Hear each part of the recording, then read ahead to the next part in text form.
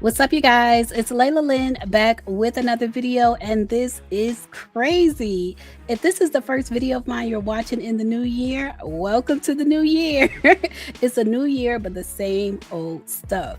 If you haven't heard, which I'm sure you have, Donnie McClurkin is being accused of SA and a lot of other things by a man by the name of Giuseppe Corletto, who used to work with him. He worked with Donnie McClurkin for several years, and the entirety of this relationship actually was roughly 12 years. 12 years starting in 2003.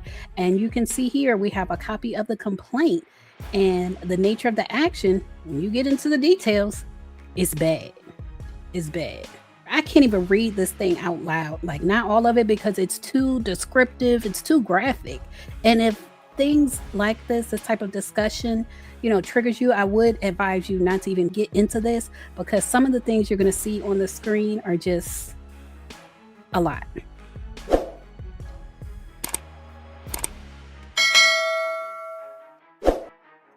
In 2003, on or about August 3rd, Corletto was 21, and he first met Donnie McClurkin at Donnie's church in Long Island, New York, after reading Donnie's book entitled Eternal Victim, Eternal Victor, which centered on being delivered, not like it means no more. And Donnie McClurkin at this time was going on this press tour, released his book. I believe there was an album too. And it all centered around him being delivered from being LGBT. And so that's why this young man came to him. So it says at the time, Donnie McClurkin's church, Perfecting Faith Church, was holding outdoor services referred to as Church Without Walls, where individuals would share testimonies regarding their own deliverance from different things. And because the plaintiff, Mr. Corletto, was struggling with the acceptance of his sexual preference in light of his religious beliefs, he sought out Donnie McClurkin for guidance. And so personally, I can see a 21-year-old who's really into church, I could see them seeking out someone for guidance, not knowing the trouble that they're walking into. If they're quote unquote struggling with something, and then they're going to someone else who says they're delivered, but really they're quote unquote struggling with the same thing. At 21, I could see where the person wouldn't see that they're walking into the lion's den. They wouldn't see that because they're too young to see that.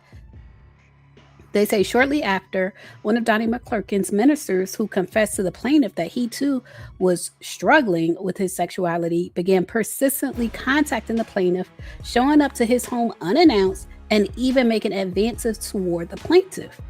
And because of this harassment, the plaintiff, who had at this point only attended Donnie McClurkin's church for about 3 weeks, started missing church services and thought about leaving the church altogether.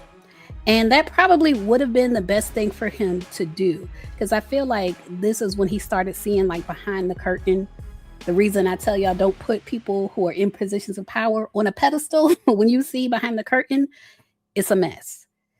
When this started happening, the plaintiff received a call directly from Donnie McClurkin, where Donnie McClurkin reassured him that the harassing minister was being dealt with, and that this was a test from God, and that the plaintiff had passed the test.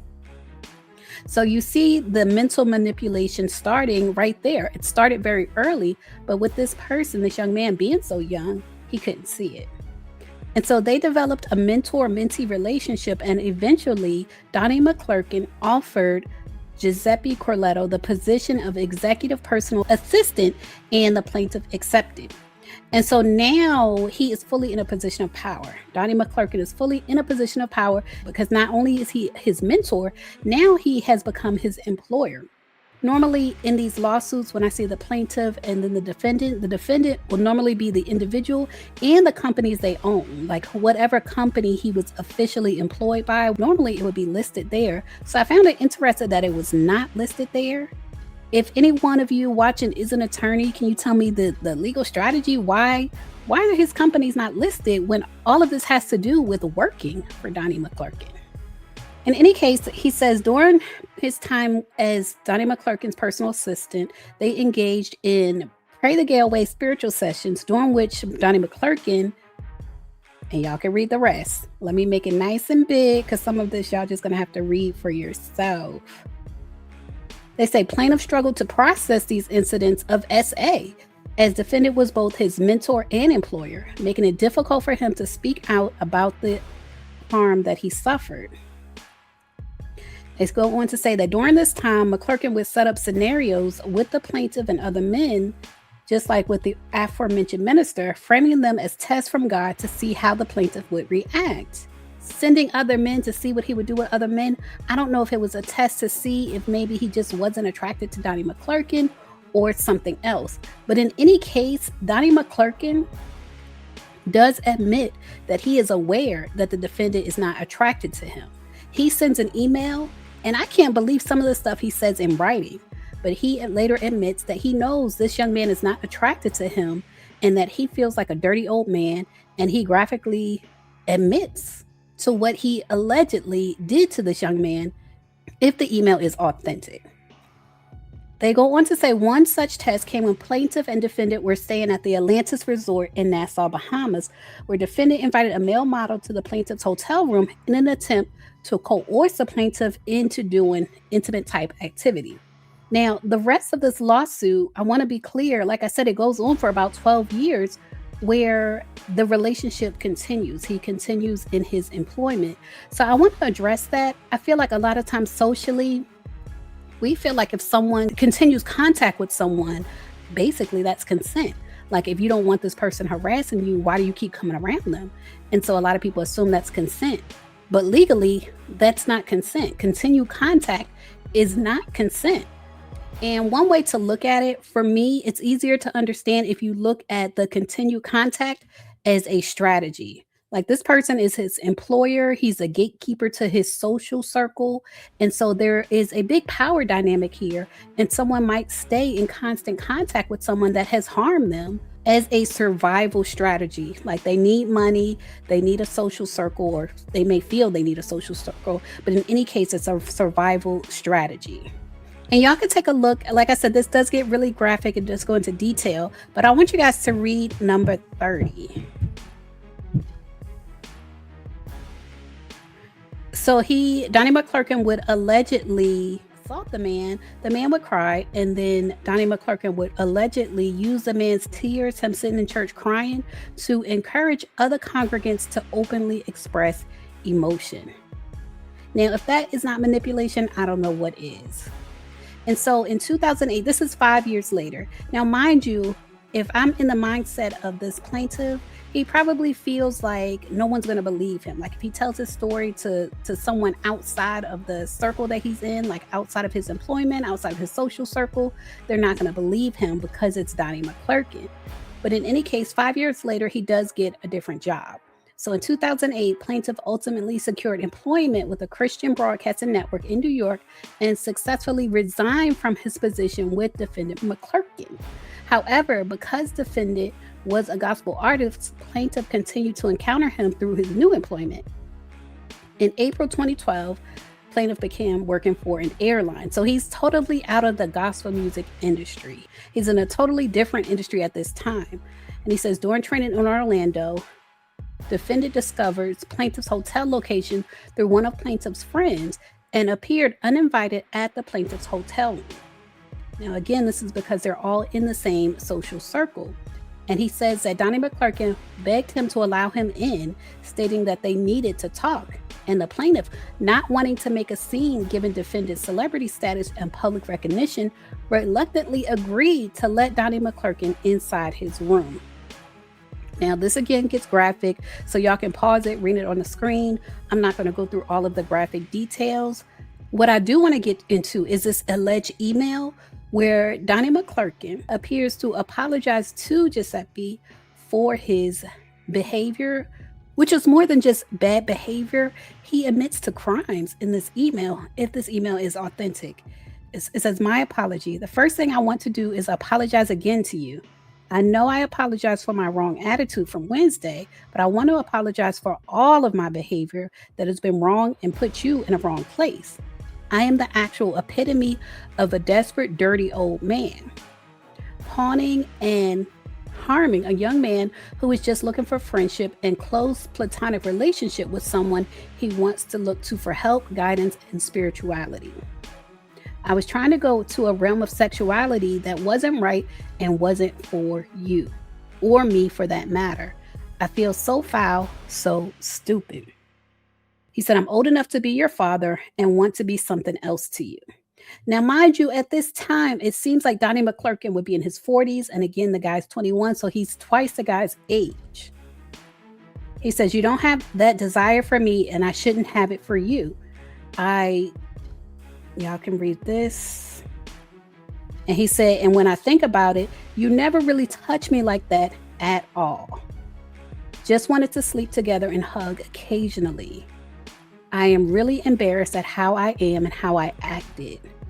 So I feel like for those people who may look at this whole court case and say, oh, this guy was just in a relationship. He's saying now that it was unwanted SA and things like that, but really it sounds like a relationship.